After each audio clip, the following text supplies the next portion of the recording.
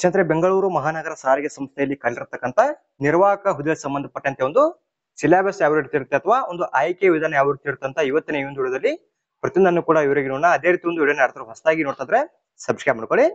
ಇದಕ್ಕೂ ಮುಂಚೆ ಒಂದು ಹುದ್ದೆಗೆ ಸಂಬಂಧಪಟ್ಟಂತೆ ನಾನು ಸೆಪರೇಟ್ ಆಗಿ ನೋಟಿಫಿಕೇಶನ್ ಬಗ್ಗೆ ಕೂಡ ಏನ್ ಮಾಡಿದೀನಿ, ಮತ್ತೆ ಸೆಪರೇಟ್ ಆಗಿ ಕ್ವಾಲಿಫಿಕೇಶನ್ ಬಗ್ಗೆ ಕೂಡ ಏನ್ ಮಾಡಿದೀನಿ. ಇನ್ನ ಮೊಬೈಲ್ ಮೂಲಕ ನೀವು ಇಲ್ಲಿ ಯಾವ ರೀತಿ ಅರ್ಜಿನ ಸಲ್ಲಿಸಬೇಕಂತ ಕೂಡ ಸೆಪರೇಟ್ ಆಗಿ ಬೇರೆ ವಿಡಿಯೋದಲ್ಲಿ ಇವರಿಗೆ ತಿಳಿಸಿಕೊಡ್ತೀನಿ. ಈ ಒಂದು BMTC ಅಲ್ಲಿ ಕಲಿರತಕ್ಕಂತ ಕಂಡಕ್ಟರ್ ಹುದ್ದೆಗೆ ಸಂಬಂಧಪಟ್ಟಂತೆ ಯಾರೆಲ್ಲ ಅರ್ಜಿನ ಸಲ್ಲಿಸಬೇಕಂತ ಅನ್ಕೊಂಡಿರ್ತೀರಿ ಆ ಒಂದು ವಿಡಿಯೋದಲ್ಲಿ ಹೇಳ್ತಕ್ಕಂತ ಒಂದು ಹಂತಗಳನ್ನ ಫಾಲೋ ಮಾಡ್ಕೊಂಡು ಈಸಿಯಾಗಿ ನೀವು ಇಲ್ಲಿ ಅಪ್ಲೈ ಮಾಡಬಹುದು. ಇನ್ನ ಇವತ್ತಿನ ವಿಡಿಯೋದಲ್ಲಿ ನಾವು ಒಂದು ಆಯ್ಕೆ ವಿಧಾನ ಆಗಿರ್ಬೋದು ಮತ್ತೆ ಒಂದು ಎಕ್ಸಾಮ್ ಗೆ ಬರ್ತಕ್ಕಂತ ಸಿಲೆಬಸ್ ಯಾವ ರೀತಿ ಇರುತ್ತೆ ಅಂತ ನಿಮಗೆ ಇವರಿಗೆ ತಿಳಿಸಿಕೊಡ್ತೀನಿ. ಈಗ ಡೈರೆಕ್ಟ್ ಆಗಿ ಇಲ್ಲಿ ಮೊದಲನೇ ಹಂತದಲ್ಲಿ ಒಂದು ಎಕ್ಸಾಮ್ ಇರುತ್ತಾ, ಆ ಒಂದು ಎಕ್ಸಾಮ್ ನಲ್ಲಿ ಕ್ವಾಲಿಫೈ ಆದ್ಮೇಲೆ ನಿಮಗೆ ಮೇನ್ ಎಕ್ಸಾಮ್ ಇರುತ್ತಾ, ಯಾವ ರೀತಿ ಎಕ್ಸಾಮಿನೇಷನ್ಸ್ ಇರುತ್ತೆ ಅಂತ ಇವರಿಗೆ ನೋಡ್ತೇವೆ. ಅದರ ಬಗ್ಗೆ ಅವರು ಸಂಪೂರ್ಣವಾದ ಮಾಹಿತಿಯನ್ನ ಕೊಟ್ಟಿರ್ತಕ್ಕಂಥದ್ದು. ಇಲ್ಲಿ ಯಾರೆಲ್ಲ ಅರ್ಜಿನ ಸಲ್ಲಿಸಿರ್ತೀರಿ ಮೊದಲಾಗಿ ನಿಮಗೆ ಕಾಮನ್ ಆಪ್ಟಿಟ್ಯೂಡ್ ಟೆಸ್ಟ್ ಅಂತ ಇರುತ್ತೆ, ಅಂದ್ರೆ ಸಾಮಾನ್ಯ ಸಾಮರ್ಥ್ಯ ಪರೀಕ್ಷೆನ ಅವರು ತಗೋತಾರ. ಈ ಒಂದು ಸಾಮಾನ್ಯ ಸಾಮರ್ಥ್ಯ ಪರೀಕ್ಷೆ ಬಂದ್ಬಿಟ್ಟು ಯಾವ ರೀತಿ ಇರ್ತ ಅಂತಂದ್ರೆ ಡೈರೆಕ್ಟ್ ಆಗಿ ಒಂದು ಎಕ್ಸಾಮ್ ಇರ್ತ. ಆ ಒಂದು ಎಕ್ಸಾಮ್ ಅನ್ನ ಅವರು ಯಾವ ರೀತಿ ತಗೋತಾರಂದ್ರ ಇಲ್ಲಿ ಅದರ ಬಗ್ಗೆ ಅವರು ಸಂಪೂರ್ಣವಾದ ಮಾಹಿತಿಯನ್ನು ಕೊಡಿದ್ರೆ, ಸಾಮಾನ್ಯ ಸಾಮರ್ಥ್ಯ ಪರೀಕ್ಷೆಯಲ್ಲಿ ಗಳಿಸಿದ ಅಂಕಗಳಲ್ಲಿ 75% ಅಂಕಗಳನ್ನ ಹಾಗೂ ಸದರಿ ಹುದ್ದೆಗೆ ನಿಗದಿಪಡಿಸಿರುವ ಶೈಕ್ಷಣಿಕ ವಿದ್ಯಾರ್ಹತೆಯಲ್ಲಿ ಗಳಿಸಿರುವ ಅಂಕಗಳಲ್ಲಿ 25% ಅಂಕಗಳನ್ನ ಸೇರಿಸಿ ಮೆರಿಟ್ ಆಧಾರದ ಮೇಲೆ ಚಾಲ್ತಿಯಲ್ಲಿರುವ ಮೀಸಲಾತಿ ನಿಯಮಗಳ ಅನುಸಾರ 1:5 ಅನುಪಾತದಲ್ಲಿ ಅಭ್ಯರ್ಥಿಗಳನ್ನ ಮೂಲ ದಾಖಲಾತಿಗಳ ಪರಿಶೀಲನೆಗೆ ಹಾಗೂ ದೇಹದಾಢ್ಯತೆ ಪರಿಶೀಲನೆಗೆ ಕರೆಯಲಾಗುವುದು ಅಂತ ಅವರು ಕೊಟ್ಟಿರ್ತಕ್ಕಂಥದ್ದು. ಇಲ್ಲಿ ಮೊದಲಾಗಿ ಸಾಮಾನ್ಯ ಸಾಮರ್ಥ್ಯ ಪರೀಕ್ಷೆ ಇರುತ್ತಾ. ಈ ಒಂದು ಸಾಮಾನ್ಯ ಸಾಮರ್ಥ್ಯ ಪರೀಕ್ಷೆಯಲ್ಲಿ ನೀವು ಗಳಿಸಿರ್ತಕ್ಕಂಥ ಒಂದು ಅಂಕಗಳಲ್ಲಿ ಅವರು 75% ಅಂಕಗಳನ್ನ ತಗೊಂಡು ಇನ್ನ ಮುಖ್ಯವಾದ 25% ಅನ್ನ ಇಲ್ಲಿ ಅರ್ಜಿನ ಸಲ್ಲಿಸೋದಕ್ಕೆ ಬೇಕಾಗಿರ್ತಕ್ಕಂಥ ಕ್ವಾಲಿಫಿಕೇಶನ್ ಏನಿರುತ್ತಾ PUC ಅಲ್ಲಿ ನೀವು PUC ಅಲ್ಲಿ ತೊಂದಿರತಕ್ಕಂತ 25% ಒಂದು ಅಂಕಗಳನ್ನ ತಗೊಂಡು ಇಲ್ಲಿ ಮೆರಿಟ್ ಅನ್ನ ಬಿಡುಗಡೆ ಮಾಡ್ತಾರ. ಯಾವ ರೀತಿ ಮೆರಿಟ್ ಅನ್ನ ಬಿಡುಗಡೆ ಮಾಡ್ತಾರ ಅಂದ್ರ 1:5 ಅನುಪಾತದಲ್ಲಿ ಈ ಒಂದು ಮೆರಿಟ್ ಅನ್ನ ಬಿಡುಗಡೆ ಮಾಡ್ತಾರ. ಈ ಒಂದು ಮೆರಿಟ್ ನಲ್ಲಿ ಕ್ವಾಲಿಫೈ ಆಗಿರ್ತಕ್ಕಂಥ ಅಭ್ಯರ್ಥಿಗಳಿಗೆ ಮುಂದಿನ ಹಂತದಲ್ಲಿ ಡಾಕ್ಯುಮೆಂಟೇಶನ್ ಆಗಿರ್ಬೋದು ಮತ್ತೆ ಫಿಸಿಕಲ್ ಇರ್ಬೋದು ಅಂತ ಅವರು ಇಲ್ಲಿ ಕೆಳಗಡೆ ಕೂಡ ಕೊಟ್ಟಿರ್ತಕ್ಕಂಥದ್ದು. ಇನ್ನೊಂದು ಸಾಮಾನ್ಯ ಸಾಮರ್ಥ್ಯ ಪರೀಕ್ಷೆ ಸಂಬಂಧಪಟ್ಟಂತೆ ಅವರು ಇನ್ನೂ ಹೆಚ್ಚಿನ ಮಾಹಿತಿಯನ್ನ ಇಲ್ಲಿ ಕೆಳಗಡೆ ಕೊಟ್ಟಿರ್ತಕ್ಕಂಥ ಈ ಒಂದು ವೆಬ್ಸೈಟ್ ಅಲ್ಲಿ ಕೊಟ್ಟಿದ್ದೇವೆ ಅಂತಾನು ಕೂಡ ಅವರು ಕೊಟ್ಟಿರ್ತಕ್ಕಂಥದ್ದು.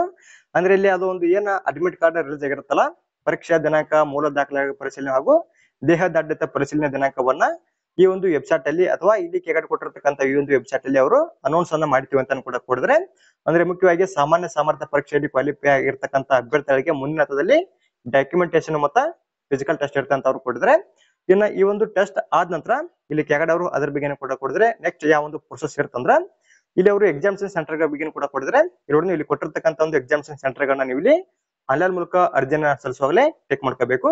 ಇನ್ನೊಂದು ಎಕ್ಸಾಮ್ ಬಂದ್ಬಿಟ್ಟು ಆಫ್ಲೈನ್ ಇರುತ್ತೆ, ಅಂದ್ರೆ OMR ಬೇಸ್ ಇರುತ್ತೆ, ಡೈರೆಕ್ಟ್ ಆಗಿ ನೀವು ಇಲ್ಲಿ ಚೆಕ್ ಮಾಡ್ತಾ ಹೋಗ್ಬೋದು. ಇನ್ನ ಇದಾದ್ಮೇಲೆ ಇಲ್ಲಿ ಈ ಒಂದು ಸಾಮಾನ್ಯ ಸಾಮರ್ಥ್ಯ ಪರೀಕ್ಷೆಯಲ್ಲಿ ಕ್ವಾಲಿಫೈ ಆಗಿರ್ತಕ್ಕಂಥ ಅಭ್ಯರ್ಥಿಗಳಿಗೆ ಮುಂದಿನ ಹಂತದಲ್ಲಿ ಡಾಕ್ಯುಮೆಂಟೇಶನ್ ಇರುತ್ತೆ ಮತ್ತೆ ಜೊತೆಗೆ ಇಲ್ಲಿ ಫಿಸಿಕಲ್ ಟೆಸ್ಟ್ ಇರುತ್ತೆ ಅಂತ ಕೂಡ ಕೊಡಿದ್ರೆ, ಇನ್ನ ಇದಾದ್ಮೇಲೆ ಇಲ್ಲಿ ಪೇಪರ್ ಫಸ್ಟ್ ಮತ್ತೆ ಪೇಪರ್ ಸೆಕೆಂಡ್ ಬಗ್ಗೆ ಕೂಡ ಅವರು ಕೊಟ್ಟಿರ್ತಕ್ಕಂಥದ್ದು. ಪರೀಕ್ಷಾ ಮಾದರಿ, ಪಠ್ಯಕ್ರಮ, ಗರಿಷ್ಠ ಅಂಕಗಳು ಹಾಗೂ ಅವಧಿಯನ್ನ ಇಲ್ಲಿ ಅವರು ಕೊಟ್ಟಿದ್ದಾರೆ. ಇಲ್ಲಿ ಯಾವ ರೀತಿ ಇದೆ ಅಂತ ನಾವು ನೋಡ್ತಾ ಹೋಗೋಣ. ಇಲ್ಲಿ ಒಂದೊಂದನೇ ನೋಡ್ತಾ ಹೋದ್ರೆ ಇಲ್ಲಿ ಪತ್ರಿಕೆ ಒಂದಕ್ಕೆ ಸಂಬಂಧಪಟ್ಟಂತೆ ಯಾವ ರೀತಿ ಆದಂತ ಒಂದು ವಿಷಯಗಳಿವೆ ಅಂತ ಕೊಡಿದ್ರೆ, ಇನ್ನ ಒಂದು ಎಕ್ಸಾಮ್ ಅನ್ನ ಬರೋದಕ್ಕೆ ಇಲ್ಲಿ ಎಷ್ಟು ಗಂಟೆ ಟೈಮಿಂಗ್ ಇರುತ್ತಾ, ಎಷ್ಟು ಮಾರ್ಕ್ಸಿಗೆ ಒಂದು ಎಕ್ಸಾಮ್ ಅನ್ನ ಬರಬೇಕಂತ ಅವರು ಸೆಪರೇಟ್ ಆಗಿ ಇಲ್ಲಿ ಕೊಟ್ಟಿರ್ತಕ್ಕಂಥದ್ದು. ಇಲ್ಲಿ ಪತ್ರಿಕೆ 1 ಮತ್ತೆ ಪತ್ರಿಕೆ 2 ಗೆ ಸಂಬಂಧಪಟ್ಟಂತೆ ಯಾವ ರೀತಿ ಸಬ್ಜೆಕ್ಟ್ ಗಳಿವೆ ಅಂತ ಇಲ್ಲಿ ಕೊಡಿದ್ರೆ, ಇನ್ನ ಅದರ ಬಗ್ಗೆ ನಾವು ಮುಂದೆ ನೋಡ್ತಾ ಹೋಗೋಣ. ಅದಕ್ಕೂ ಮುಂಚೆ ಇಲ್ಲಿ ಕೆಳಗಡೆ ಅವರು ಒಂದಿಷ್ಟು ಮಾಹಿತಿಯನ್ನು ಕೂಡ ಕೊಡಿದ್ರೆ, ಸಾಮಾನ್ಯ ಸಾಮರ್ಥ್ಯ ಪರೀಕ್ಷೆಗೆ ವಿವರವಾದ ವೇಳಾಪಟ್ಟಿಯನ್ನ ಪ್ರಾಧಿಕಾರದ ವೆಬ್ಸೈಟ್ ನಲ್ಲಿ ನಂತರ ಪ್ರಕಟಿಸಲಾಗುವುದು ಅಂತ ಕೊಡಿದ್ರೆ, ಇನ್ನ ಎರಡನೇದಾಗಿ ಸಾಮಾನ್ಯ ಸಾಮರ್ಥ್ಯ ಪರೀಕ್ಷೆಯನ್ನ ಆಫ್ಲೈನ್ ಅಥವಾ OMR ಬೇಸ್ ಅಲ್ಲಿ ನಡೆಸ್ತೀವಿ ಅಂತ ಕೂಡ ಅವರು ಕೊಟ್ಟಿರ್ತಕ್ಕಂಥದ್ದು. ಇನ್ನ ಇವಾಗ ಇಲ್ಲಿ ಒಂದು ಪತ್ರಿಕೆ 2 ಮತ್ತು ಪತ್ರಿಕೆ 1ಕ್ಕೆ ಸಂಬಂಧಪಟ್ಟಂತೆ ಯಾವ ರೀತಿ ಸಿಲೆಬಸ್ ಇರುತ್ತೆ ಅಂತ ನೋಡ್ತಾ ಹೋಗೋಣ. ಇಲ್ಲಿ ಪ್ರಚಲಿತ ಘಟನೆಗಳಿಗೆ ಸಂಬಂಧಿಸಿದ ಸಾಮಾನ್ಯ ಜ್ಞಾನದ ವಿಷಯಗಳಿರ್ತಾವ, ನಂತರ ದೈನಂದಿನ ಗ್ರಹಿಕೆಯ ವಿಷಯಗಳು, ನಂತರ ಭಾರತದ ಸಂವಿಧಾನದ ಸ್ಥೂಲ ನೋಟದ ವಿಷಯಗಳು, ನಂತರ ವಿಶೇಷವಾಗಿ ಕರ್ನಾಟಕಕ್ಕೆ ಸಂಬಂಧಿಸಿದ ಭಾರತದ ಇತಿಹಾಸ, ನಂತರ ಕರ್ನಾಟಕಕ್ಕೆ ಸಂಬಂಧಿಸಿದ ಭಾರತದ ಭೌಗೋಳ ವಿಶೇಷಗಳಾಗಿರ್ಬೋದು, ನಂತರ ಇಲ್ಲಿ ರಾಜ್ಯ ಮತ್ತು ಪ್ರಾದೇಶಿಕ ಆಡಳಿತ ಕುರಿತು ವಿಷಯಗಳು, ನಂತರ ಗ್ರಾಮೀಣ ಅಭಿವೃದ್ಧಿ, ಪಂಚಾಯತ್ ರಾಜ್ಯ ಸಂಸ್ಥೆಗಳು ಮತ್ತು ಗ್ರಾಮೀಣ ಸಹಕಾರ ಸಂಸ್ಥೆಗಳಿಗೆ ಸಂಬಂಧಿಸಿದ ಉಪಕ್ರಮಗಳನ್ನ ಒಳಗೊಂಡಂತೆ ಕರ್ನಾಟಕದ ಆರ್ಥಿಕತೆ ಅಭಿವೃದ್ಧಿ ಕುರಿತು ವಿಷಯಗಳಂತ ಕೊಡಿದ್ರೆ, ಇನ್ನ ಇದಾದ್ಮೇಲೆ ಇಲ್ಲಿ ಕರ್ನಾಟಕದ ಪರಿಸರ ಸಂಬಂಧಿ ಸಮಸ್ಯೆಗಳು ಮತ್ತು ಅಭಿವೃದ್ಧಿ ಕುರಿತು ವಿಷಯಗಳಂತ ಕೊಡಿದ್ರೆ, ಇಲ್ಲಿ ಕೊಟ್ಟಿರ್ತಕ್ಕಂಥ ಒಂದು ಸಬ್ಜೆಕ್ಟ್ ಗಳು ಬಂದ್ಬಿಟ್ಟು ಪತ್ರಿಕೆ 1ರಲ್ಲಿ ಬರುತ್ತೆ ಅಂತ ಅವರು ಒಂದು ಸಿಲೆಬಸ್ ಬಗ್ಗೆ ಕೂಡ ಇಲ್ಲಿ ಕೊಟ್ಟಿರ್ತಕ್ಕಂಥದ್ದು. ಇಲ್ಲಿ ಪತ್ರಿಕೆ 1 ಬಿಟ್ಟು 100 ಮಾರ್ಕ್ಸಿಗೆ ಒಂದು ಎಕ್ಸಾಮ್ ಅನ್ನ ಬರಬೇಕು. ಒಂದು ಎಕ್ಸಾಮ್ ಅನ್ನ ಬರೋದಕ್ಕೆ ಕಾಲಾವಕಾಶ ಬಂದ್ಬಿಟ್ಟು 2 ಗಂಟೆಗಳ ಕಾಲಾವಕಾಶ ನಿಮಗೆ ಇಲ್ಲಿ ಇರತಕ್ಕಂಥದ್ದು.